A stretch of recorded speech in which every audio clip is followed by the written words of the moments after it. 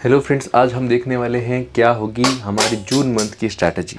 June month के अंदर हमें ये चीज़ देखने को मिलेगी दैट ये एक क्रूशियल टाइम पीरियड अब शुरू हो गया है, जहाँ पर ये चीज़ देखने को मिल रही है कि लगभग सभी एरियाज़ के अंदर बच्चे जो हैं वो अब लग चुके हैं, क्योंकि पेपर दिसंबर के अंदर ही है। तो अब जो है वो सीरियस होने का टाइम आ चुका है, ठीक है ना। तो जून मंथ के अंदर अगर आपने अब पकड़ बना ली तो एक बहुत बड़ा गेन आपको देखने को मिलेगा बाकी बच्चों के साथ में। मोस्टली बच्चे क्या देखने को मिलता है कि वो जागते हैं अगस्त के बाद में, अगस्त सितंबर के बाद में जागते हैं और उस समय उनके ऊपर पूरा काम पाइलअप होता है जीके का, ठीक है ना।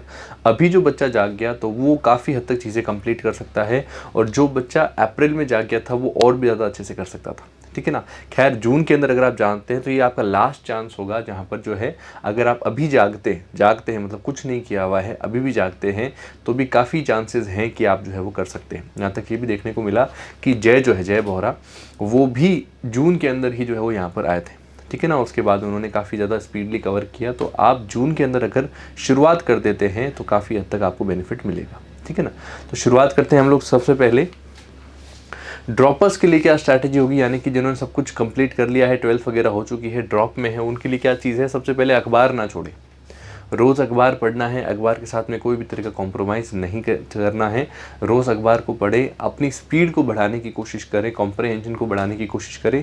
इंग्लिश के वर्ड भी आपको जो है वो अच्छे से अच्छे पकड़ में आए, क्योंकि आपने सब कुछ छोड़ करके आपके पास 24 आवर्स पढ़ने के लिए ही, ठीक है ना। तो ऐसे में आप ये चीज़ काम अच्छे से कर सकते हैं। सेकेंडली, जून मंथ के जितने भी न्यूज़ के टॉपिक्स हैं उनको अच्छे से करना है। उसके लिए हमें क्या क्या करना है, तो सबसे पहले तो जो आपकी वीकली आता है जावेद सर का, उसको देखना है। इसके अलावा जो मंथ जो डेली आपके करंट अफेयर्स अपलोड किए जाते हैं वेबसाइट पे, उनको देखना है। इनको सब सिर्फ देखना है, इनमें करना कुछ नहीं, ना इनके नोट्स बनाने हैं। मैं फिर से बार बार कह रहा हूँ बच्चों को, इनके नोट्स वगैरह कुछ नहीं बनाने, इनको सिर्फ देखना है। करना क्या है, क्लैट एक्सप्रेस करनी है और क्लास के जो नोट्स दे रहे हैं वो करने, ठीक है ना। Revising past month current affairs, past month के जो करंट अफेयर्स हैं उनको रिवाइज करें। जनवरी से लेकर के और मई तक के जो करंट अफेयर्स हैं उनको अच्छे से करें, क्योंकि यहाँ पर बच्चे क्या है, मात खाते हैं। बच्चे क्या करते हैं, पुराना रिवाइज नहीं करते, सिर्फ आगे नया नया करते रहते हैं, और इसलिए मॉक में ऐसा लगता है कि चीज़ पढ़ी भी तो थी लेकिन आ नहीं रही, ठीक है ना। तो ये चीज़ जो है वो आप लोग के साथ ना हो, इसलिए ज़्यादा से ज़्यादा समय अपना रिवीजन को दें। 60-70% टाइम रिवीजन को दें, तब जाकर जो है आपको बेनिफिट देखने को मिलता है। इसके अलावा मॉक दें, मॉक देने से आपको ये चीज़ पता चलेगी कि भाई किस तरह से जो है मेरी ग्रोथ हो रही है, कि वास्तव में नंबर आ रहे हैं या नहीं आ रहे हैं। मॉक में भी ये चीज़ ध्यान रखें, अगर 10-12 से नीचे नंबर आ रहे हैं तो मतलब रिवीजन नहीं किया है। 12 से 15-17 के बीच में नंबर आ रहे हैं तो ठीक ठाक रिवीजन किया है, और 17-18 से ऊपर आ रहे हैं मतलब अच्छा रिवीजन है, अच्छे से काम चल रहा है, ठीक है ना। तो एक क्राइटेरिया सेट कर ले कि आप किसके अंदर आते हैं। जितना रिवीजन होंगे उतने ही मार्क्स आएंगे। ये ध्यान रखिएगा, ज़्यादा पढ़े हुए नंबर नहीं आएंगे, ज़्यादा रिवीजन से नंबर आएंगे। जितना आपने रिवाइज किया है उतने मॉक में जीके सेक्शन में मार्क्स आएंगे।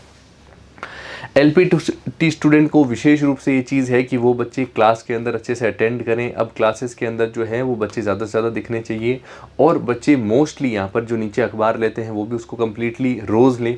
और यहाँ पर ये भी चीज़ को ध्यान रखें, हर एक टीचर की क्लास में रोज़ आएँ। जो क्लैट एक्सप्रेस जिस दिन मिले उसके बाद से ही शुरू कर दे, डाउट्स रोज़ का रोज़ पूछें, है ना, ताकि आप लोगों के साथ में जो है वो चीज़ें बन सकें। कोचिंग विदाउट स्कूल, भाई कोचिंग कर रहे हैं, लॉ प्रेप आ रहे हैं लेकिन स्कूल्स नहीं जा रहे हैं, तो ऐसा आपका सिस्टम वैसा ही हो गया जैसा कि एक ड्रॉपर का होता है, ठीक है ना। तो अगर आप इसके अंदर 11th के हैं तो हम लोग इसके नेक्स्ट स्लाइड्स देखेंगे। अगर 12th के अंदर ही हैं या फिर 12th क्लियर कर चुके हैं, 12th के अंदर ही हैं अगर आप, तो ऐसी सिचुएशन के अंदर आपका सिस्टम वैसा ही होना चाहिए, कोशिश करनी चाहिए जैसा ड्रॉपर्स का है। हाँ, थोड़ा सा समय आप अपने स्कूल के काम के लिए रख सकते हैं, है ना।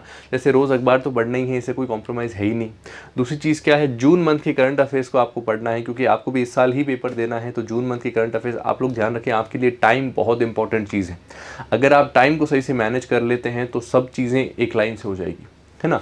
टाइम को मैनेज करना आपके लिए बड़ी चीज़ होगी। स्कूल को 2 से 3 घंटे आपने दोपहर में दे दिए या शाम को दे दिए, और बाकी समय जो है वो आपने क्लैट को जो है वो अच्छे से टाइम दिया, क्योंकि आप दिसंबर के बाद का जो पीरियड है ना, दिसंबर शुरुआत के अंदर तो आपको क्लैट हो जाएगा, उसके बाद का जो पीरियड है उसको पूरा मार्च तक आप पढ़ करके और अच्छे से जो है वो अपने 12th भी दे सकते हैं, क्योंकि 12th को भी कॉम्प्रोमाइज़ नहीं किया जा सकता, है ना। Revising past month current affair, जैसा मैंने बताया था कि रिवीजन बहुत ज़्यादा इंपॉर्टेंट है हर सिचुएशन के अंदर। रिवीजन अगर नहीं करेंगे तो पीछे वाला सारा रह जाएगा और आपकी सारी मेहनत बेकार जाएगी। अगली बार फिर ड्रॉप करने की सिचुएशन आएगी, इसके बारे में सोचना पड़ सकता है। इसलिए बेटर ये है कि रिवीजन ज़्यादा से ज़्यादा करें ताकि सारा चीज़ माइंड में रिटेन कर सकें हम लोग। और ज़्यादा से ज़्यादा हम लोग रिटेन करेंगे तो ज़्यादा से ज़्यादा चीज़ें जो है वो कर पाएंगे, ज़्यादा से ज़्यादा मॉक के अंदर अटैम्प्ट कर पाएंगे। और वो मोटिवेशन भी मिलता है कि भाई मेरे मार्क्स अच्छे आ रहे हैं, मैंने पढ़ा है, उसका रिजल्ट दिख रहा है ना। तो ये चीज़ यहाँ पर सामने आती है। अटेम्प्टिंग मॉक्स टू थी ग्रोथ। मॉक्स को जैसे एक ड्रॉपर देखता है वैसे ही आपको देखना है, क्योंकि आपको उनके साथ ही compete करना है, ठीक है ना। तो मॉक देने के समय एक एक चीज़ को गौर करें कि मैं सही से दे रहा हूँ या नहीं दे रहा हूँ। अपने दिमाग में बैक ऑफ द माइंड ये ना चलने दे कि भाई मॉक में दे रहा हूँ तो मेरे को क्या है, मैं तो स्कूल के साथ में हूँ, 1 साल और ड्रॉप ले लेंगे, उसके बाद में कर लेंगे। ड्रॉप मिले ना मिले, देना चाहिए नहीं देना चाहिए, टाइम इतना ख़राब करना चाहिए नहीं करना चाहिए, ये बहुत ज़्यादा क्वेश्चनेबल चीज़ है ना। क्योंकि उसके बाद में ड्रॉप लेना बड़ा मुश्किल काम होता है। इसलिए आप लोग कोशिश करें 12th के साथ ही इसको निकालें ताकि आपको आगे से ज़्यादा अच्छी अपॉर्चुनिटीज़ मिले। बहुत छोटी एज के अंदर आप एनएलयूज़ के अंदर आएँ और एनएलयूज़ को क्रॉस कर जाए बहुत छोटी एज के अंदर, तो उसका अलग बेनिफिट देखने को मिलता है।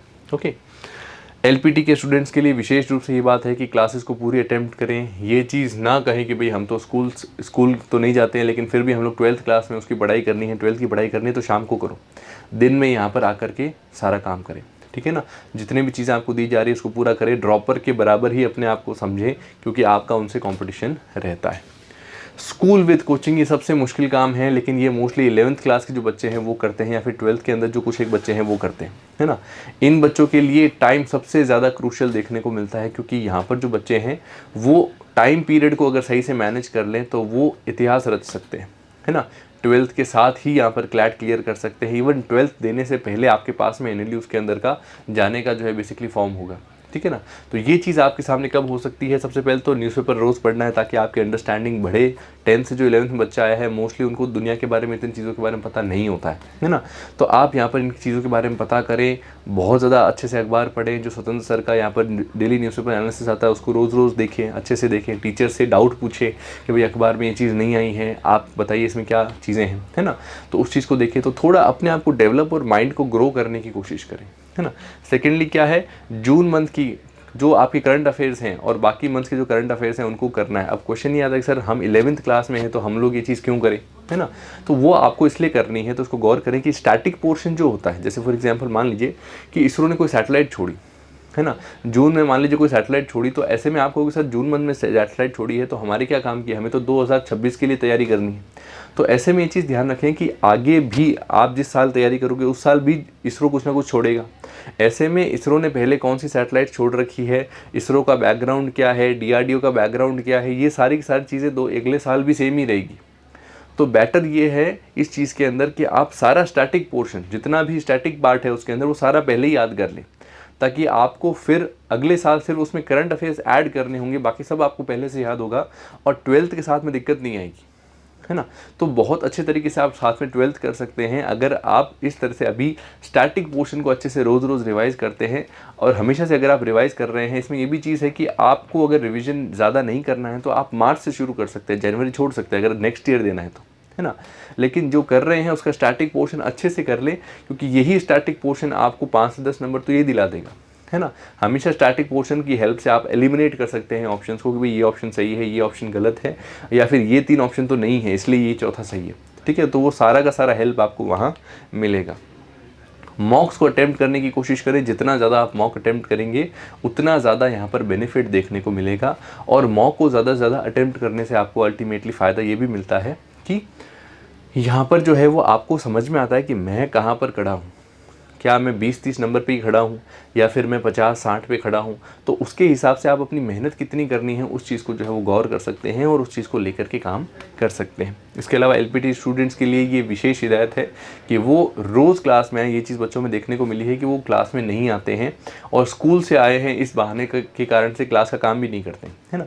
तो ये चीज़ अगर आप कर रहे हैं तो बेसिकली मनी को और टाइम दोनों को आप वेस्ट कर रहे हैं क्योंकि आप स्कूल जा रहे हैं, यहाँ पर नहीं काम कर रहे हैं। तो अल्टीमेटली आप बेनिफिशियल सिर्फ स्कूल के हो गए, ठीक है ना। मैं ये नहीं कह रहा स्कूल पे ध्यान ना दिया जाए, लेकिन दोनों का बैलेंस अगर आप नहीं बनाएंगे तो क्लैट क्लियर नहीं हो पाएगा, ठीक है ना। तो क्लैट को करने के लिए हमें ये चीज़ करनी ज़रूरी है, ठीक है। तो ये था हमारा जून मंथ की स्ट्रैटेजी। अब सभी लोग सीरियस हो जाए। अब यहाँ पर जो है वो ज़्यादा पीछे हटने की या फिर ज़्यादा लिवरेज लेने की कोई भी सिचुएशन नहीं है। अब आप लिवरेज नहीं ले सकते हैं, आपको पूरा तरीके से काम करना पड़ेगा। अगर ये अब नहीं किया गया तो लेट होने की सिचुएशन बन सकती है। अब गाड़ी छूट रही है, ठीक है ना। तो ऐसे में ये चीज़ ना करें, गाड़ी को छूटने मत दें और उसको पकड़ लें। Okay, so thank you very much, best of luck.